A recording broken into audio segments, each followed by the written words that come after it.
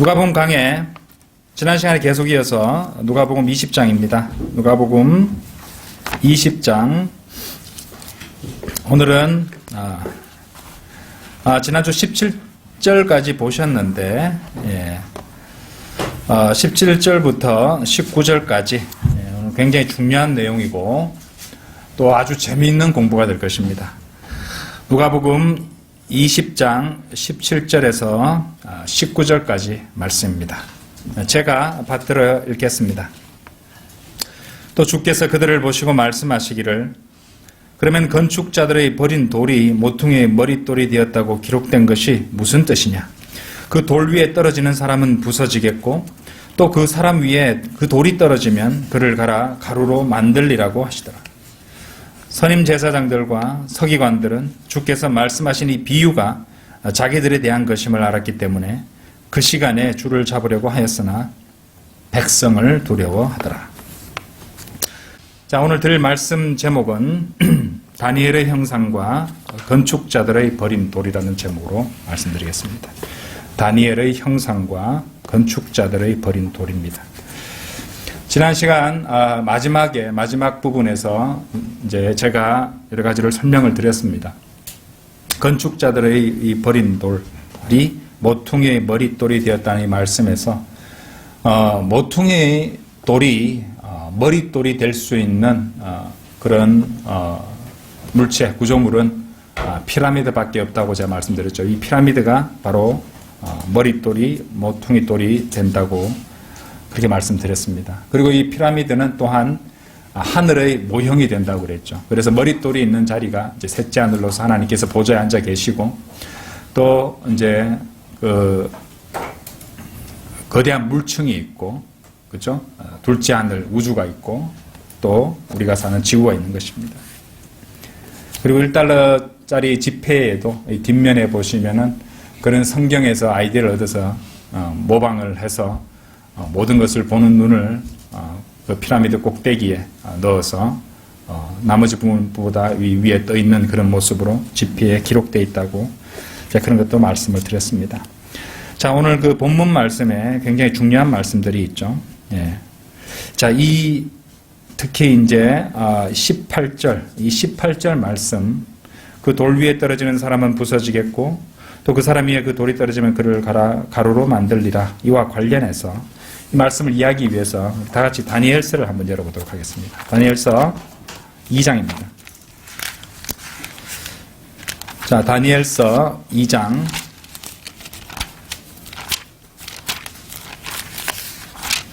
다니엘서 2장 31절 32절입니다. 오 왕이여 왕께서 보셨나니 한 큰 형상을 보심이라. 이 큰 형상은 그의 광채가 찬란하며 왕 앞에 섰는데 그 용모가 무서웠나이다. 32절 이 형상의 머리는 정금이요 그의 가슴과 양팔은 은이요 그의 배와 넓적다리는 노시요 그의 다리는 철이요 그의 발의 일부는 천이며 일부는 진흙이었나이다.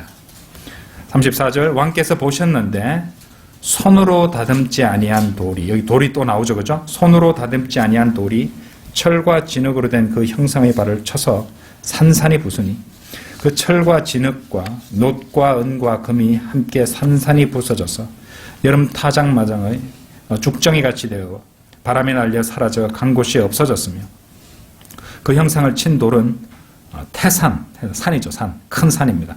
태산을 이루어서 온 세상을 가득 채웠나이다. 44절로 한번 가보세요. 44절. 이들 왕들의 때에 하늘의 하나님께서 결코 멸망하지 않는 한 왕국을 세우시리니 그 왕국은 다른 백성에게 넘겨지지 않을 것이요 도리어 그 왕국이 이 모든 왕국들을 쳐부수고 멸하여 영원히 설 것이니이다. 왕께서 사람의 손을 대지 않고 산에서 떨어져 나간 돌과 그 돌이 철과 놋과 진흙과 은과 금을 산산조각 내는 것을 보신 것은 위대하신 하나님께서 이후에 있을 일을 왕께 알게 하신 것이니 그 꿈은 분명하고 그 해석은 확실하나이다 하였더라. 자, 이 부분을 갖다가 이제 다니엘서 강의하듯이 하나하나 자세히 설명드리지는 않겠지만은 이 전반적으로 이 형상이 가리키는 바 그리고 특히 이제 오늘 본문 말씀과 연관해서 그것을 쳐서 이 가루로 만들어버리는 치는 돌이죠. 그 돌에 대해서는 분명히 짚고 넘어가도록 하겠습니다. 자, 이 느부갓네살 왕의 꾼 꿈은요, 이 바빌론, 그러니까 BC 606년이죠. 이후 이 900년을 넘어서 이 대환란 때까지 다 있는 이방인들의 때, 그 기간 동안 펼쳐질 이방 역사의 기본 아웃라인을 보여주고 있습니다. 이 형상은요, 인간 역사를 보여주는데 특히 인간 역사의 이 퇴보를 그대로 보여주고 있습니다. 그러니까 이 각 부분들을 갖다가 이제 만드는 데 사용된 재료들이, 그러니까 금속 재료들이 이 변화하고 있는데, 금에서 은으로, 은에서 노스로, 노스에서 철로, 철에서 철과 진흙이 섞인 그 혼합물로 그 가치나 또 비중이 점점 이제 하락하고 떨어지고 있다는 것입니다. 자, 이것은 인간 역사의 진보나 진화가 아닌 인간 역사의 퇴화, 퇴보, 타락을 보여주는 부분이라고 하겠습니다. 성경의 모든 시대들을 보아도 그것들은 다 타락과 배교로 끝나는 것입니다. 그리고 지금 우리도 교회 시대의 마지막 끝자락인 차지도 덥지도 않은 그런 라오디케아 시대에 살고 있는 것이죠. 천년왕국 때조차도, 그때조차도 그 끝은요, 마지막에 사탄이 이 끝없는 구덩이에서 풀려나서 사람들을 미혹하고 또 예루살렘을 공격하는 것으로 끝이 나게 되는 것입니다. 그것만 보아도 이제 이 형상이 보여주는 바, 인간은 결국에는 타락하고 퇴보하고 그렇게 망할 수밖에 없다는 것을 보여준다는 것이죠. 자, 이 형상에는 또한 이 방향도 나타나고 있어요. 어떤 방향이겠습니까? 동쪽에서 서쪽으로 가는 이동 방향의 역사가 나타납니다. 왜냐하면 이제 각 그 부분이 나타내는 국가들을 보시면요, 바빌론에서 시작해서 이제 그 다음에 소아시아를 정복하는 이 페르시아가 있는 그 북쪽과 서쪽, 그렇죠? 북쪽과 서쪽으로 이동하게 됩니다. 그 다음에는 알렉산더 대왕의 그리스가 나오고, 그 다음에 로마로 이동하는 것이죠. 동에서 서쪽으로 이동해가고 있는 것입니다. 그리고 이제 열 발가락들은 이 연합된 열 나라의 이제 열 왕국이죠. 그죠? 그것은 또한 이제 로마의 서쪽에 위치하는 나라들인 것이에요. 그리고 이것이 현재 그것의 이제 전조로서 현재 지금 조직이 이 지구상에 있습니다. 바로 미국 뉴욕에 있는 UN 본부가 그것의 프리커서, 전조역이 되는 그런 조직이라 보시면 되는 것입니다. 이런 역사 이동 방향이 동에서 서로 가고 있는데, 또 그와 더불어서 이 예수 그리스도의 예표인 태양도 동에서 서로 이동한다는 것, 그리고 복음의 전파 방향도 동에서 서, 그러니까 예루살렘에서 소아시아 그리고 그리스, 로마로 전파됐다는 것을 우리는 역사를 통해서 볼 수 있는 것이죠. 현대에도 종교개혁은 독일에서 시작됐고, 그 다음에 영국의 킹제임스 성경, 그리고 청교도들이 미국으로 건너오게 되고, 거기서 영국으로 가고 다시 세계를 삥 둘러서 인도, 중국, 아프리카 등지로 복음이 전파된 것입니다. 자, 이런 동에서 서로 가는 이 방향도 결코 우연이 아닙니다. 하나님께서 그 형상에서 보여주듯이 이제 하나님께서 정하신 그 방향대로, 하나님께서는 예표를 굉장히 중시하시거든요. 그런 것들을 다 맞춰 놓으신 것입니다. 이제 러크만 목사님 같이 아주 이렇게 이제 주님께서 이제 그 지혜를 주신 그런 주님의 종들이 그런 하나님의 원칙들과 법칙들을 잘 찾아서 우리는 공부를 해서 그것을 익힐 수 있는 것이죠. 주님께 참으로 감사드려야 되죠. 각 형상, 그 형상의 각 부분이 나타내는 왕국들은, 역사상의 왕과 왕국들은 다음과 같습니다. 먼저 정금머리는요, 잘 아시죠? 느부갓네살 왕의 바빌론입니다. 그리고 그 다음 왕국은 은으로 된 가슴, 양팔, 메데 페르시아를 가리키죠. 그리고 은보다 못한 노스로 된 배와 넓적다리는 알렉산더 대왕의 그리스입니다. 그리고 철로 된 다리, 로마 제국이죠.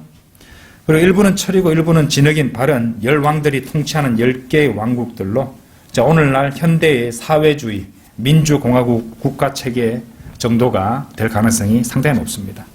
오늘 이 세상에 이제 가는 방향을 보시면은 이제 사회주의, 이제 공산주의, 그 사회주의 방향으로 또 전체주의 방향으로 이동해 가고 있다는 것을 우리가 감지할 수 있는 것이죠. 그 주님의 계획대로 다 가고 있다는 것입니다. 열왕들에 대해서는요, 이제 찾아보지는 않겠지만은, 이 요한계시록 17장 11절, 12절에 잘 나와 있는데, 열불은 열왕들을 가리키는 것이고, 또 열왕들과 그 열왕국들이 적그리스도와 밀접한 관계가 있을 것임을 보여주는 말씀이라 하겠습니다. 자, 이 정도 기본 지식을 가지고 오늘 주제와 관련된 부분인 다니엘서 2장 34절, 35절 말씀을 다시 보실게요. 자, 이 부분이 오늘 주제와 오늘 본문 말씀과 관련된 주제니까 이제 이때까지는 제가 이제 배경 지식 삼아서 설명을 드렸습니다. 다니엘서 2장 34절, 35절이에요. 왕께서 보셨는데 손으로 다듬지 아니한 돌이 철과 진흙으로 된 그 형상의 발을 쳐서 산산이 부수니 그 철과 진흙과 녹과 은과 금이 산산이 부서져서 여름 타작마당의 쭉정이 같이 되어 바람에 날려 사라져 간 곳이 없어졌으며 그 형상을 친 돌은 태산을 이루어서 온 세상을 가득 채웠나이다. 자, 여기 나오는 돌을 보세요. 형상의 발들을 산산조각 낼 뿐만 아니라 결국에 전체 형상을 완전히 박살내어버리고 가루가 되게 만들어서 바람에 다 날려가게 만들었다는 것입니다. 그리고 그 돌이 거대한 산이 된다는 말씀이에요. 태산이 되어서 온 땅을 가득 채운다는 것입니다. 그 산이 무엇입니까? 유엔을 쓸어버리고 이 땅에 세워지게 될 하나님의 왕국입니다. 그렇죠? 하지만 앞서 간단히 설명드렸듯이 그것은 이제 왕국일 뿐만 아니라 왕도 되고 왕일 뿐만 아니라 왕국도 된다는 것입니다. 그리고 치는 돌은 당연히 우리가 다 알다시피 예수 그리스도 바로 하나님의 왕이시죠. 예. 이제 마태복음 25장 31절에 보시면은 영광의 보좌에 앉으시는 그 내용이 나옵니다. 자, 그리고 이 치는 돌이 예수 그리스도라는 사실을 또 지지하는 신약 성경 말씀 또 있어요. 베드로전서 2장 한번 가보세요. 자, 베드로전서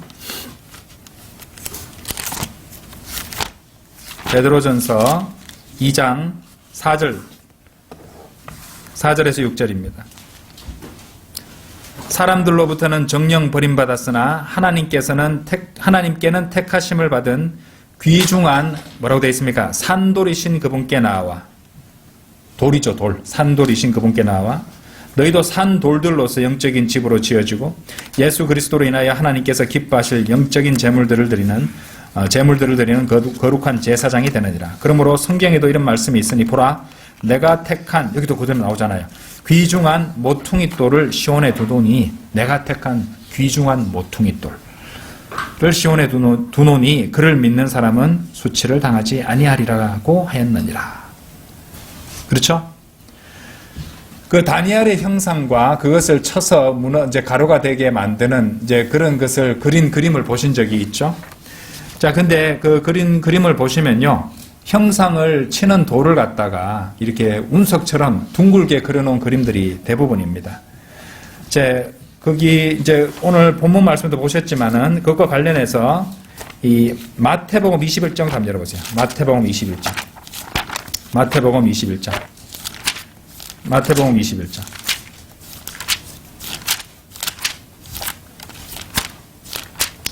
마태복음 21장 44절에도 오늘 본문에서 그런 말씀 나왔잖아요. 21장 44절.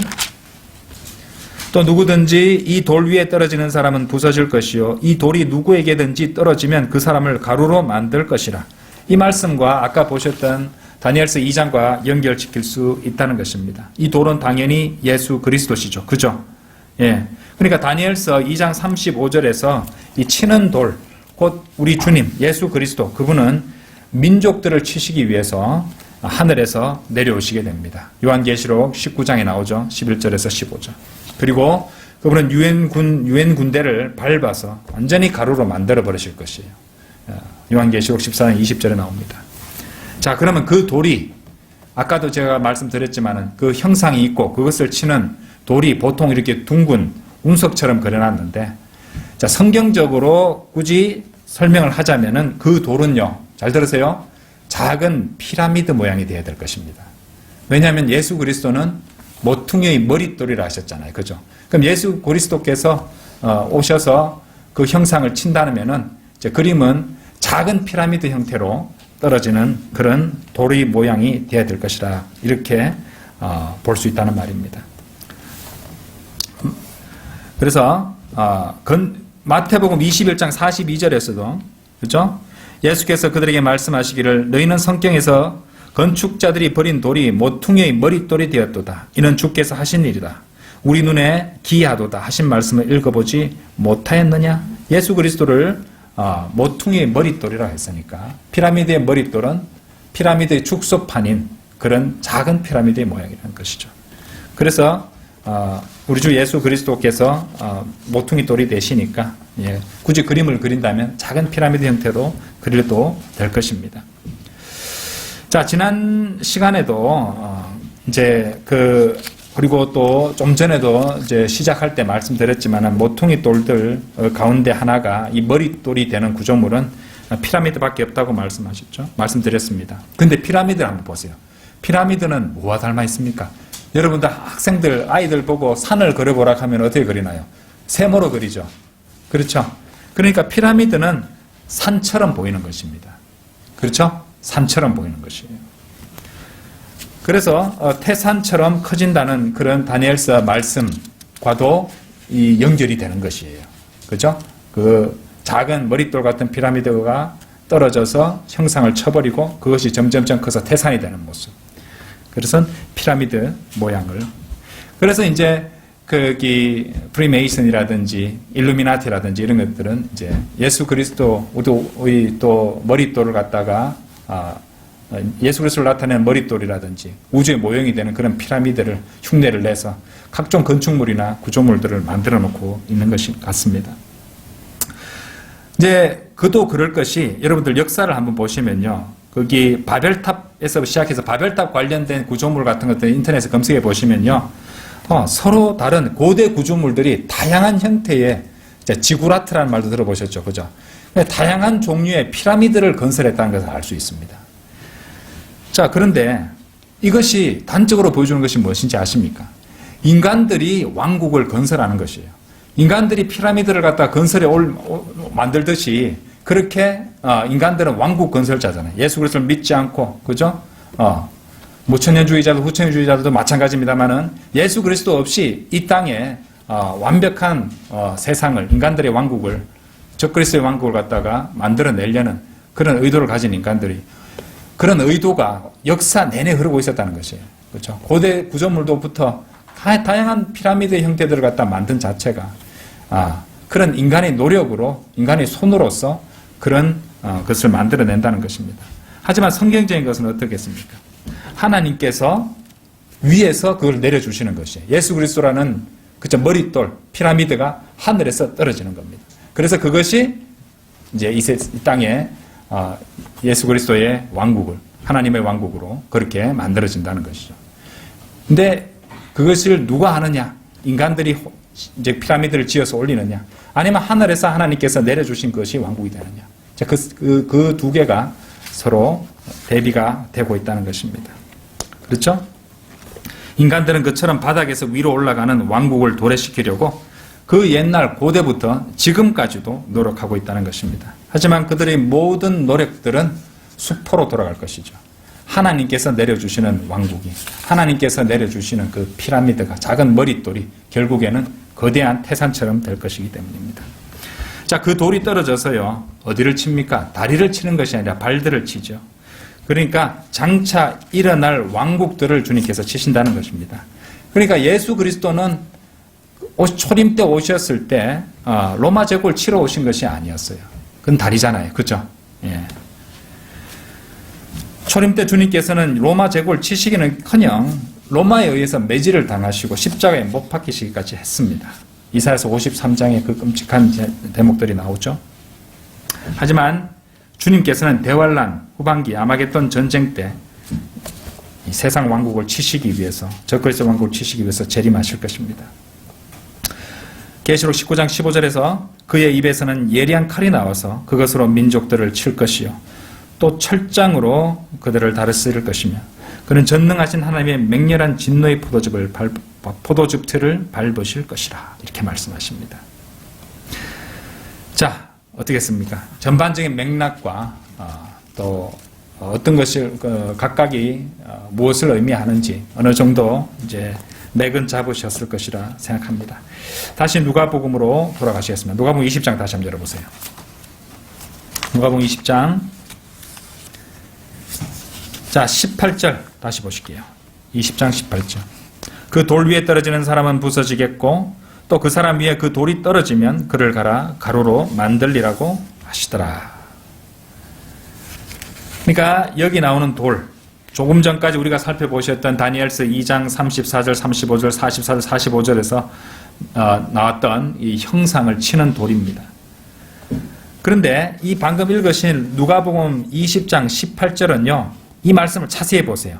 그 돌 위에 떨어지는 사람은 부서지겠고 그 사람 위에 그 돌이 떨어지면 그를 가루로 만들리라고 하시더라. 공교롭게도 아주 흥미롭게도 이 18절 말씀에 초림과 재림이 다 나타나고 있습니다. 먼저 우리가 살고 있는 이 은혜 시대에 그리스도께서는 스스로 의롭다고 생각하는 죄인들에게는 걸려 넘어지게 하는 돌이 되십니다. 그리고 넘어지게 하시고 그 어리석은 목을 부서뜨리게 하시는 것이죠. 부러지게 한다는 것입니다. 자, 로마서에 그런 말씀이 나와요. 로마서 한번 가보세요. 로마서 9장 32절입니다. 여기도 모퉁이 돌이 나오는 대목이에요. 로마서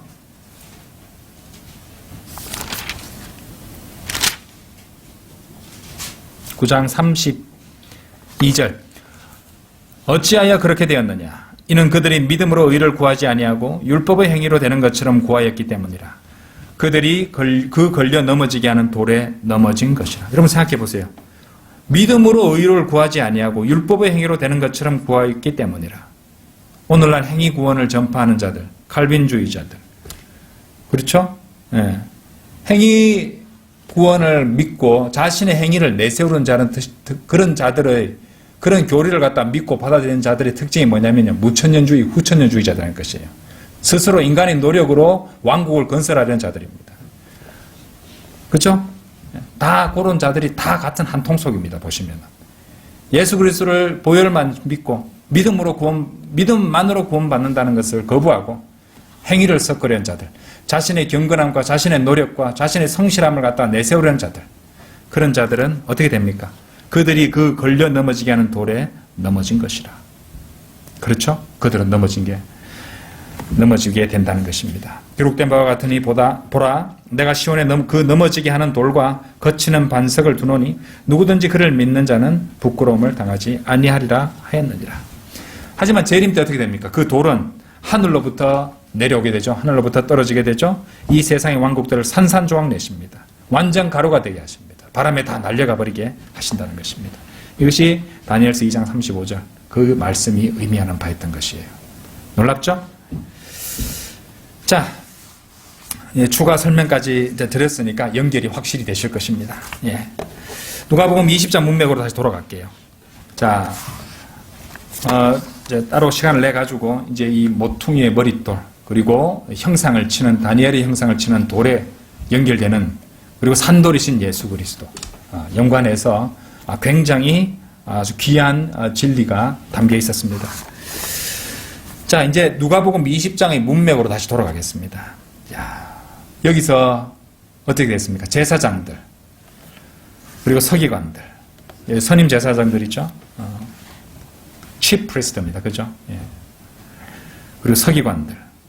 이 자들은 예수 그리스도께서 주신 메시지를 갖다가 정확히 이해했습니다. 분명히 깨달았어요. 그러니까 자신들이야말로 포도원의 비유에 나오는 살인자들이었다는 사실을 그들은 알고 있었어요. 그것을 알았는데 그들은 어떻게 합니까? 19절에 한번 보세요. 바보들이 아니었어요. 이 자들은 예수 그리스도께서 이 주신 포도원의 비유를 갖다가 분명히 깨달았어요. 그리고 그 비유를 통해서 자신들이 예수 그리스도를 죽이게 되면은 어떤 결과를 맞이하게 될 것인지, 얼마나 끔찍한 결과를 맞이하게 될 것인지 알고 있었습니다. 그런데 19절에서 어떻게 합니까? 선임 제사장들과 서기관들은 주께서 말씀하신 이 비유가 자기들에 대한 것임을 알았기 때문에 오히려 그 시간에 주를 잡으려고 하였으나 백성을 두려워하였더라. 그렇죠? 심판이 큰 벌을 받고 심판을 받게 된다는 끔찍한 결과를 당하게 된다는 걸 알면서도 자기들의 손을 내어서 예수 그리스도를 잡아서 죽이려고 했단 말입니다. 놀랍죠? 한번 생각해 보십시오. 성경이 어떤 사람에 대해서 말한 것을 그 사람이 충분히 알 수 있는데도 불구하고 여전히 그대로 이루어지는 것입니다. 그것을 막을 수 있도록 미리 가르쳐 주는데도 불구하고 그들은 어쨌든 그 일을 감행하는 것이에요. 여러분들 자녀를 키우셨거나 아니면 현재 키우고 계시는 부모님들 계시죠? 여러분들이 자녀들에게 자주 하는 말들이 있습니다. 내가 도대체 몇 번을 얘기했니? 이런 말씀 많이 하시죠. 그리고 많이 해보셨죠. 그래도 그 아이들은요, 부모들이 그렇게 여러 번에 걸쳐서 책망하고 야단을 쳐도 그 하지 말아야 될 일들을 계속해서 반복하는 것입니다. 그죠? 저도 이런 말을 갖다가 우리 애들한테 많이 합니다. 그런데 잘 들어보십시오. 그렇게 말을 해도 계속해서 고집을 피우고 그런 안 좋은 버릇을 행하는 것이에요. 자, 인간은요, 자신이 얼마든지 구할 수 있는 그곳에, 그 책에 자신의 미래에 대해서 기록된 것을 얼마든지 볼 수 있으면서도, 그것을 이해할 수 있으면서도 어쨌든 지옥에 가는 것입니다. 그것을 다 듣고 알고 있으면서 말이에요. 파라오가 그랬어요. 10가지 분명한 경고들을 받았잖아요. 근데 파라오는 어떻게 했습니까? 길을 쓰고 전차를 몰고 병거를 몰고 길을 쓰고 홍해 바다로 들어가서 익사하고 말았습니다. 광기에 가깝죠? 그렇습니다. 당신은 구원받지 않고 죽으면 지옥 간다는 걸 알면서도 어쨌든 끝까지 지옥에까지 갈 때까지 거부하는 사람은 광기입니다. 광기. 유다도 그랬어요. 유다는 주님을 잡으려고 이제 사람들 이끌고 왔죠. 겟세마네 동산에 올라왔을 때 예수님께서 자 한번 펼쳐보세요. 요한복음 18장 6절입니다. 요한복음 18장 6절.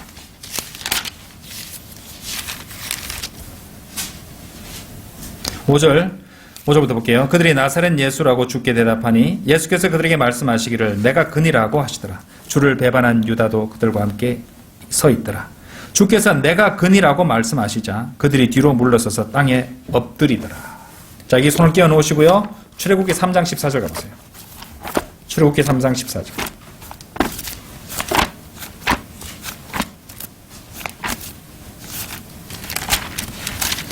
출애굽기 3장 14절. 하나님께서 모세에게 말씀하시기를 나는 곧 나니라 하시고 또 말씀하시기를 너는 이스라엘 자손들에게 이같이 말할지니 나이신 분께서 나를 너희에게 보내셨다 하라 하시니라. 지금 이제 한글로 번역이 되어 있으니까 이제 그것이 잘 드러나지는 않는데 요한복음 18장 6절에서 내가 그니라 라고 말했던 부분의 영어는요 I am he라고 되어 있습니다. I am he. 나는 그다. 그죠? 그가 나니라. 이렇게 번역하면 더 좋을 것 같아요. 그가 나니라. 근데 출애굽기 3장 14절에서는 나는 곧 나니라. I am that I am. 그죠? 나는 나이다. 나는 나이다. 나니라. 나는 곧 나니라. 그러면 나니라 이 부분이 그분의 성호라는 거예요. 하나님의 성호라는 것입니다. 예수님께서 그분의 성호를 갖다가 그 입을 통해서 말씀하심으로써 거기서 권능이 나갔어요. 그러니까 어떤 일이 벌어졌습니까? 찾아왔던 그를 주님을 잡으러 왔던 자들이 뒤쪽으로 나가 떨어지고 말았습니다. 그 말씀이 아까 18장 6절에서 뒤로 물러서서 땅에 엎드리더라 이 부분입니다. 그분의 이름과 함께 능력을 발산하시기 때문에 그렇게 했다는 것이죠. 그런데 그 다음에 어떻게 했습니까? 그분의 능력을 갖다가 직접 경험을 했잖아요. 이 자들은요. 유다, 이스카리ot 경험했단 말입니다. 그런데 어떻게 했습니까? 다시 자리에서 일어났단 말이에요. 아니 이건 하나님이시구나. 내가 이분을 갖다가 해코지 해서는 안 되겠다. 이 정도 하는 게 상식적인 거 아닌가요? 그런데 이 자는요. 그럼에도 불구하고 다시 일어나서 자기가 하려고 마음먹었던 일을 끝까지 해버렸단 말입니다. 주님을 끝까지 배반했던 것이죠. 이 설교를 듣는 분 가운데 아직 구원받지 못한 죄인이 있습니까? 그런 죄인이 있다면 잘 들어보세요. 죄인은요. 지옥이 있다는 것을 알면서도 자신이 죽으면 지옥에 간다는 것을 알면서도 그 지식이 있으면서도 여전히 지옥에 갈 수 있다는 것이에요. 얼마나 많습니까? 얼마나. 예. 솔직히 저는 그게 이해되지 않습니다. 저는 어떻게 구원받는 것인지를 몰라서 괴로워한 적은 있었어도 바른 복음을 제시받았을 때 그것을 믿고 받아들이는 데는 전혀 문제가 없었습니다. 하지만 사람들 중에서는요, 몇 번이고 몇 번이고 복음을 전하고 전해줘도, 그리고 그 복음을 거절하면 자기가 지옥에 간다는 걸 알면서도, 그것을 인정하면서도 죽는 날까지 예수 그리스도를 거절하는 사람들이 있다는 것입니다.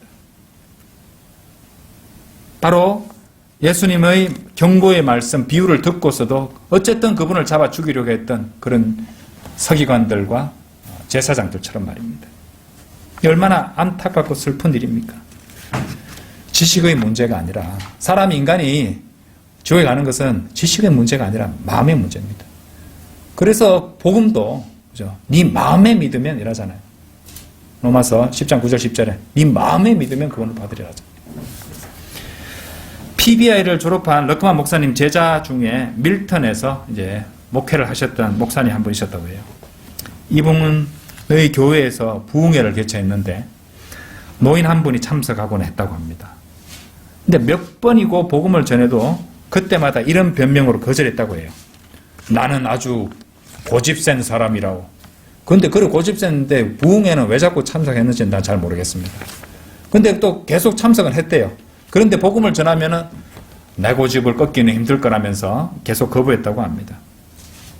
그런데 어느 그 부흥회가 열리던 밤 저녁에 갑자기 그 노인에게 심장 발작이 찾아왔다고 해요.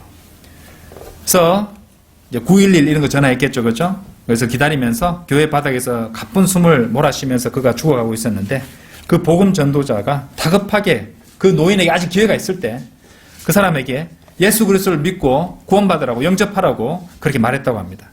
그러자 그 노인이 숨을 헐떡거리면서요, 겨우 이렇게 말하더라는 겁니다.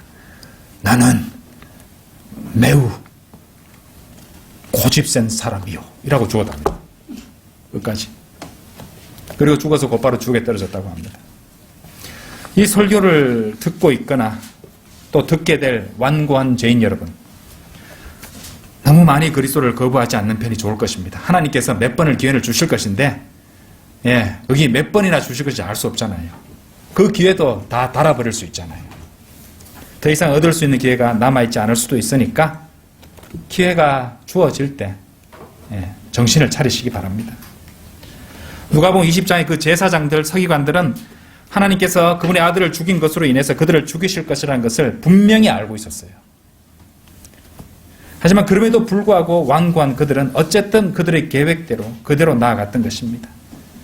홍해 바다를 향해서 돌진하는 미친 파라오처럼 말입니다. 지옥의 길로 그렇게 갔다는 것입니다. 혹시 구원받지 않은 분 가운데 지금 이 설교를 듣는 분이 있을 수도 있을 거라고 봅니다. 듣게 될 분이 있을 수도 있다고 봅니다. 그렇다면요, 얼마나 다행입니까? 아직 기회가 있다는 말이잖아요. 아직까지 살아있음이, 그리고 아직까지 주님께서 대환란의 스위치를 올리지 않고 인내하고 계시고 기다리고 계시다는 증거가 되잖아요. 그때 완고한 마음을 돌리시고 구원받으시기 바랍니다. 로마서 3장 10절에 나오죠. 의인은 없나니 없도다. 한 사람도 없다고 말씀하셨어요. 로마서 6장 23절에서 죄의 싹은 사망이요 하나님의 선물은 예수 그리스도 우리 주로 말미암은 영원한 생명이라고 말씀하셨습니다. 선물은 감사하게 받으면 자기 것이 됩니다. 뭔가 노력과 뭔가 자격이 필요한 것도 아닙니다. 그렇죠?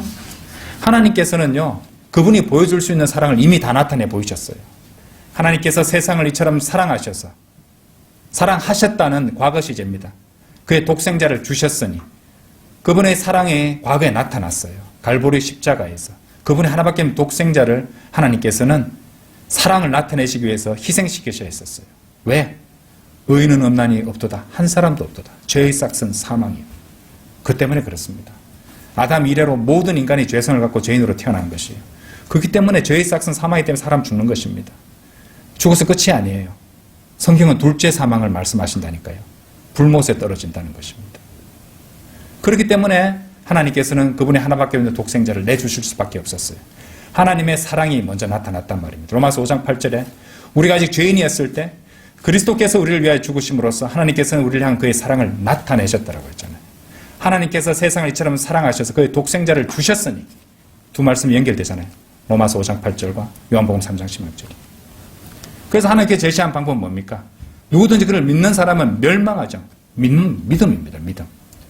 에베소서 2장 8절 9절에서 너희가 믿음으로 말미암아 은혜로 구원을 받았으니 이것은 너에게서 난 것이 아니요 하나님의 선물이라. 행위에서 난 것이 아니니 이는 아무도 자랑하지 못하게 하려 하심이라. 말씀하셨잖아요. 행위로 되는 거 아닙니다. 그럼 성경이 틀린 거죠. 그죠? 그를 믿는 사람은 누구든지 요한복음 1장 12절에서는 누구든지 그를 영접한 사람들에게는 하나님의 아들들이 되는 권세를 주셨으니 일맥상통하잖아요. 믿고 그분을 자신의 구주로 영접하라는 것입니다. 왜 예수 그리스도께서 십자가에 피 흘려 죽으셔야 했는가? 그분의 보혈이 아니하고서는 인간의 죄를 제거할 것이 온 우주에 아무것도 없기 때문입니다. 그렇기 때문에 하나님께서 세상을 이처럼 사랑하셔서 그의 독생자를 주실 수밖에 없었어요. 우리를 구원하기 위해서. 그리고 놀랍게도 그 독생자는 육신을 입고 오신 하나님이셨던 것이에요. 창조주 하나님께서 벌레만도 못한 죄인들을 위해 대신 죽어주셨다는 것입니다. 그렇죠? 그래서 구원받기를 원하십니까? 그러면 하나님 말씀대로 하나님께서 정하신 방법대로 아무것도 모르면서 고집만 세우고 아무것도 모르면서 말입니다. 세상에서 가장 자기가 똑똑한 것처럼 끝까지 거부하잖아요. 본인이 죽으면 지옥 가는 거 알면서도 난 지옥 가지 뭐 이런 말도 합니다. 정말요? 정말 지옥 가려고요? 지옥이 어떤 곳인지 아세요? 로마서 10장 9절 10절에서 네가 네 입으로 주 예수를 시인하고 또 하나님께서 그를 죽은 자들로부터 살리신 것을 네 마음에 믿으면 구원을 받으리라. 이는 사람이 마음으로 믿어 의에 이르고 입으로 고백하여 구원에 이르기 때문이라. 나는 죄인으로 태어났구나. 죄성을 가지고 수없이 많은 죄를 지었구나. 이대로 살다가는 죄의 결과로 죽게 되고 내 혼은 영원히 꺼지지 않는 불못에 결국 들어가게 되겠구나. 영원히 지옥에서 불타야 되는구나. 지옥불 속에서. 하나님 저를 구원해 주십시오. 저는 지옥이 너무 무섭습니다. 하나님께로 돌이키는 마음의 변화가 그게 회개입니다. 뭐 어렵게 신학적으로 따질 것도 없습니다. 마음의 변화가 회개인 것이에요. 그리고 복음이 뭐가 어렵습니까? 예수님께서 다 이루셨기 때문에 제일 쉬운 겁니다. 그 마음으로 예수 그리스도를 주님으로 믿고 영접하는 것, 그것이 어려운 것이에요. 왜? 타락한 인간의 본성 때문에 그렇습니다. 교만하기 때문에 그렇습니다. 자기가 노력해서 하늘에 이르려고 한다는 것입니다. 자기가 피라미드를 쌓아서 하늘에 이르려고 하는 것이에요. 그게 바벨탑이잖아요. 연결 다 되죠. 그죠? 하지만 인간의 노력으로는 하늘에 오를 수 없습니다. 인간이 첫 번째 출생에 머물고 있다면 그 사람은 지옥 갈 수밖에 없습니다. 예수님은 거듭나야 한다 하셨거든요. 그죠? 물과 성령으로 거듭나지 않으면. 어머니의 양수가 터져 나오면서 태어나는 게 물로 나는 건 육신적 출생이잖아요. 성령으로 거듭나야 됩니다. 그것이 예수 그리스도를 자신의 구주로 믿고 영접할 때 그때 성령으로 거듭나게 되는 것입니다. 구원받기를 원하시는 분은 지금 회개하는 마음으로 예수 그리스도께서 하나님이시면서 지옥에 갈 수밖에 없는 여러분을 대신해 십자가에 피 흘려 죽으시고 장사한 지 사흘 만에 부활하신 사실을 마음으로 믿고 그분을 자신의 구주로 영접하시면 그 순간 성령으로 거듭나는 것입니다. 그러면 지옥에 가지 않습니다. 얼마나 쉽습니까? 구원받기를 원하신 분은 지금 이렇게 기도하시기 바랍니다. 위대하신 하나님, 저는 죄인입니다. 수없이 많은 죄를 지었고 또 죽어서 심판받고 꺼지지 않는 불못에 들어갈 수밖에 없습니다. 하지만 저는 오늘 예수 그리스도께서 하나님이시면서 지옥에 갈 수밖에 없는 저를 대신해 십자가에 피 흘려 죽으시고 장사한 지 사흘 만에 부활하신 사실을 알고 믿게 되었습니다. 이제 예수 그리스도를 저희 구주로 영접하오니 제 안에 오셔서 저희 주님이 되어주시고 저희 모든 죄를 제거해 주십시오. 저를 구원해 주셔서 감사합니다. 이 모든 말씀 우리 주 예수 그리스도의 이름으로 기도드렸습니다. 아멘. 참으로 간단한 기도지만 마음으로 했다면 구원받는 것입니다. 하나님께서 주신 기회를 버리지 마십시오. 다 같이 기도드리겠습니다. 마치겠습니다.